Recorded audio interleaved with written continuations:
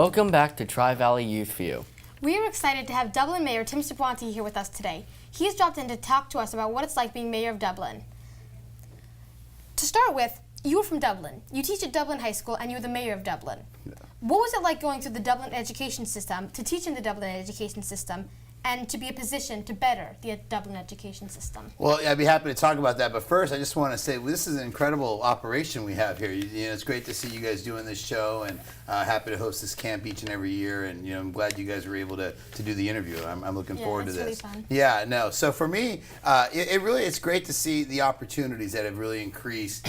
From my time as a student, I have a lot of pride in my heritage growing up in Dublin, and then going back to school there. But when you see all the improvements that have taken place at Dublin High School, and not just Dublin High School, all throughout the Dublin School District. Brand new schools, a lot of the older schools have been rebuilt, with bond dollars, and then you have newer construction with newer schools. So just seeing those opportunities for our students gives me a tremendous amount of pride, and seeing just the growth. You always hope that every year can be better than the year before you in terms of opportunities, and to have seen that certainly, and not just Dublin. I mean, you look at what I talked about here. These students in the studio, you guys here, those are opportunities that weren't available for Tri-Valley students, when I was growing up here. So I think it really gives me a sense of pride to see how far we've come and to see the opportunities that didn't exist before.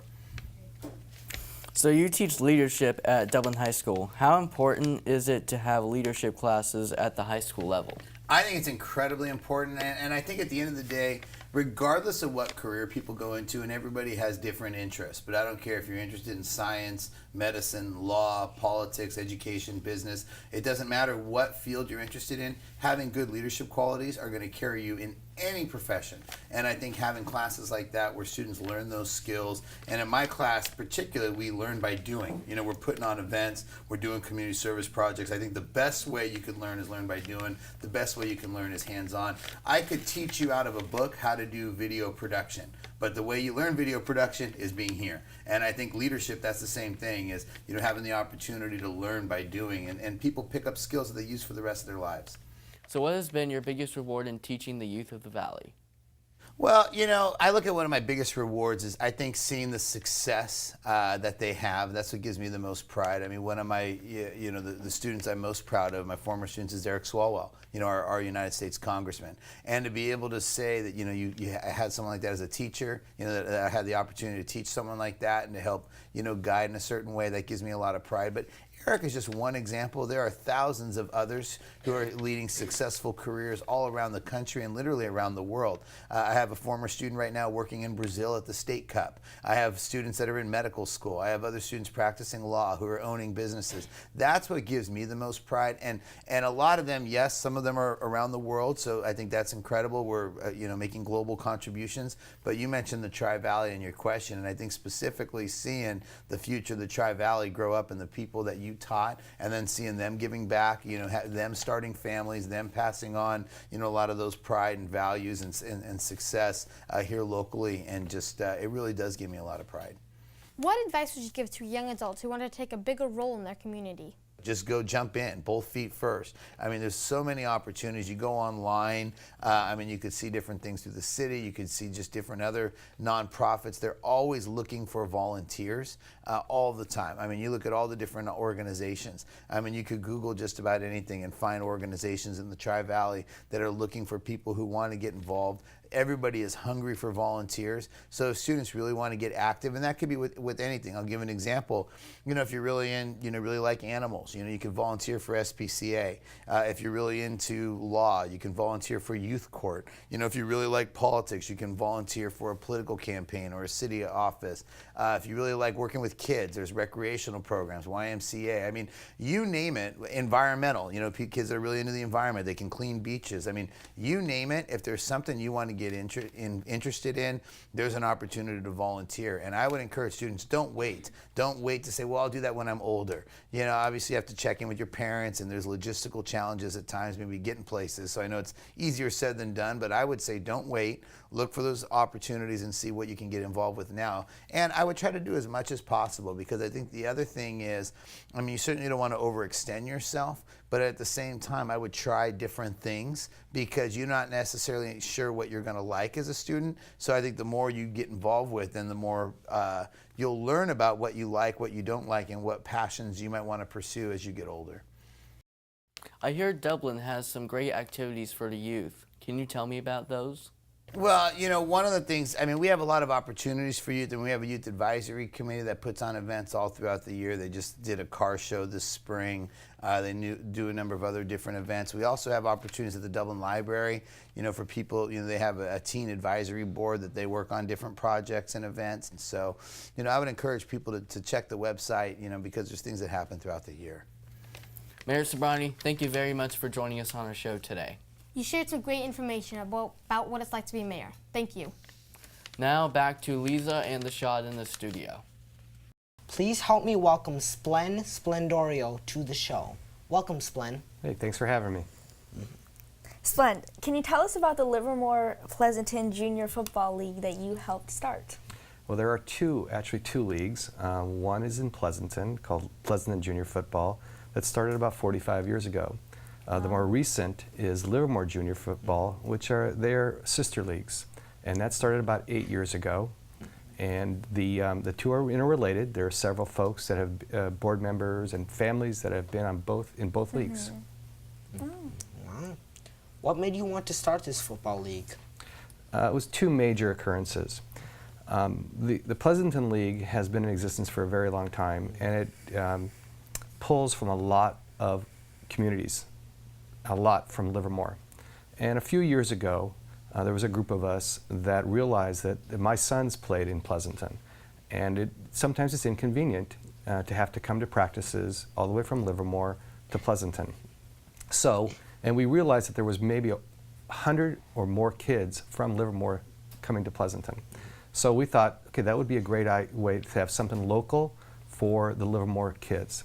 The second reason is there was a group that had a contact football league in Livermore, but it was known as a cut league, which means that kids could be cut from the team. That is, they would pay, practice for a while, and then be told you're not good enough.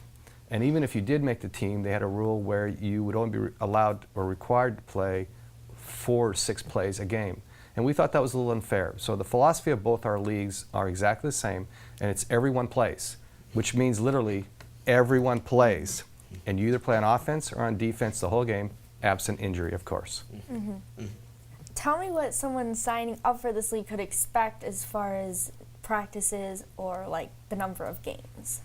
Well, it's not like you might think in high school or in college or, heaven forbid, professional. So we start on August 1st, and we end around the 2nd or 3rd week of November. We end before Thanksgiving. You practice 6 hours a week, 3 practices of 2 hours. Usually the coaches like to do Tuesday, Wednesday, Thursday, and you play games on Saturdays. Saturdays starting the first one after Labor Day. So you have about a month and a half of practices where we teach you the fundamentals. Like I said, we want everyone to play and everyone to have fun and enjoy themselves. That's the most important thing for it. And it's open to all boys, girls, and we also have a cheer program, which has done very well and has won a national championship. Wow. Wow. What is the expense to get into the league? Do you need to buy your own equipment or pads and helmets provided? I don't know about Pleasanton's cost, but I think we're about similar in terms of Livermore, because I've been part of Livermore for a while. It's about $350 for the older kids, about $320 for the younger kids. You do not have to buy any of the pads, uniforms, practice jerseys. The only thing you have to buy are whatever you put on your feet, your socks and your cleats. Anything special you think you need to be a football player, but we'll give you everything else that you really need. How would you say the league has grown? As in, how many teams or players did you have when it first started, and how many do you have now? Well, that's a really great question, because it just shows how popular football is around here. You may not realize that Pleasanton Junior Football is the largest league, youth league, west of the Mississippi River. And Wow. Livermore turns out is the 3rd now, and just show you the growth in 8 years. Fremont League is the 2nd largest. Pleasanton football, junior football, has usually 24 teams, around 500 kids playing contact. They also have dozens of flag teams on over 600 kids playing. Livermore started 8 years ago. We had 100 kids, 4 teams. Now we have, between the cheer and the contact and the flag, we're over 450 kids and 16 contact teams, and the cheer program, and in flag we're doing right now in the summer, we don't do it in the fall, we have 6 teams. Wow, so cool.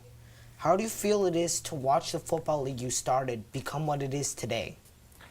I enjoy things growing, which is probably the best, but that, to me, the funnest part is I love watching football like most Americans do, and especially kids. It's just there's a great joy in watching kids. My sons are all grown. I have kids that are now out of college, working, and just watching the kids play, having fun, maybe seeing them on Friday night at the high schools, whether it's Amador, or Dublin, or Livermore, or Granada. It's just fun to watch them. They're all into it. They get to watch the bigger kids. I think that's the best part. And the bands. I love the bands. Splendid. Thank you so much for joining us on today's show, and I look forward to attending a Junior Football League game in the near future. Okay, thanks a lot for having me. For more information on the Livermore Pleasanton Junior Football League, please visit www.pjfl.com. Stay with us. We will be back after this short break with a very interesting guest for you. You don't want to miss it. See you then.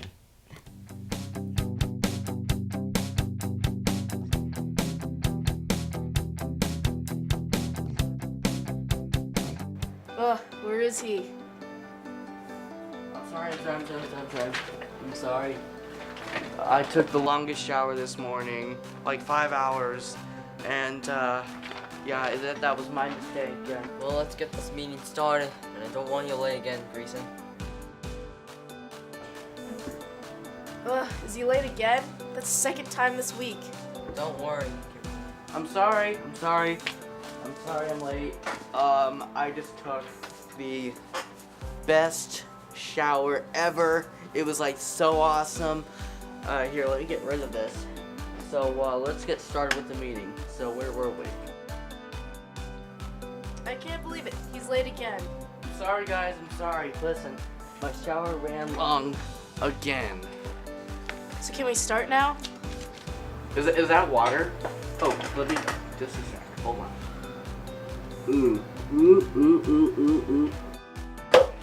So can we start now? I just drank way too much water. I'm gonna go to the bathroom. Saving water, saving time. Take shorter showers.